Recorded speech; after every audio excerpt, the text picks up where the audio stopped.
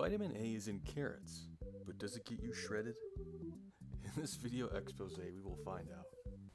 Vitamin A was first discovered in 1916, and then first synthesized in 1948. Fish oil, more specifically cod oil, was often used as a supplement for those with vitamin A deficiencies, even before we knew what vitamin A was. In the current day, microbial production is being investigated, but still, most vitamin A that's used in supplements or in industry is extracted from plants and animals.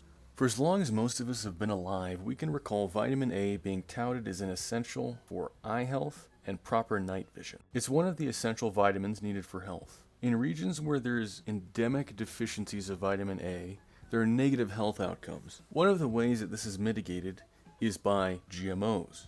More specifically, golden rice, which is a rice that has been genetically altered to produce vitamin A, more specifically beta-carotene, which is also why it has its golden color. With that being said, this rice has been shown to reverse conditions such as VAD in children, which is otherwise lethal or leads to blindness. Vitamin A is fat soluble, meaning that it can be stored in one's fat tissue. So it isn't similar to vitamin C in that if you have too much, you can simply urinate it out. If you have too much of it, it'll stay in the body and it will take time for it to be used up and moved out of the body. The most abundant sources of vitamin A in one's diet could be liver of any sort, fish, egg yolks, carrots, or dairy products. Essentially, vitamin A is needed for the body to function.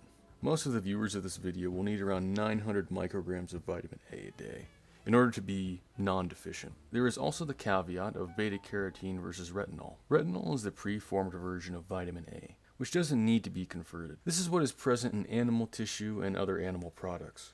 On the other hand, beta-carotene is present in carrots and other plants, and it needs to be converted in your body.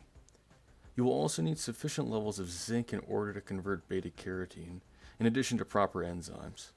The average viewer of this video, who would be a male adult, would need 6.4 ounces of carrots, which would give you a little over 900 micrograms of vitamin A. Another option would be cod liver oil, 1/4 of a tablespoon, or beef liver, 4 ounces.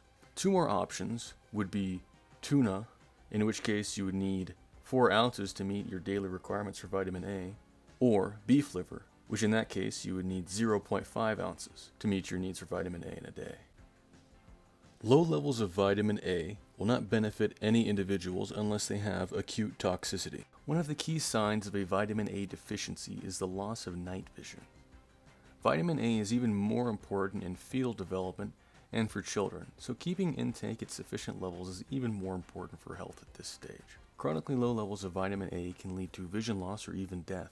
If levels are too high, then it can lead to nausea, headaches, and muscle spasms. In some extreme cases, it can lead to liver issues and death, although this is incredibly rare. You would need to consume over 1,000 IUs of vitamin A to have vitamin A toxicity, which would mean you'd have to consume dozens of vitamin A pills or hundreds of eggs or many pounds of carrots. In conclusion, not many people are deficient in vitamin A in the developed world.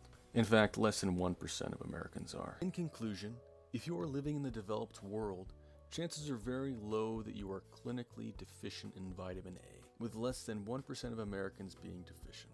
For possible benefits, there aren't many strong studies to support this. There are several rat studies that show both lower levels of inflammation and higher levels of testosterone being correlated with higher levels of vitamin A. But besides that, there's a singular study for humans showing that there is a correlation between vitamin A consumption and slightly higher levels of testosterone.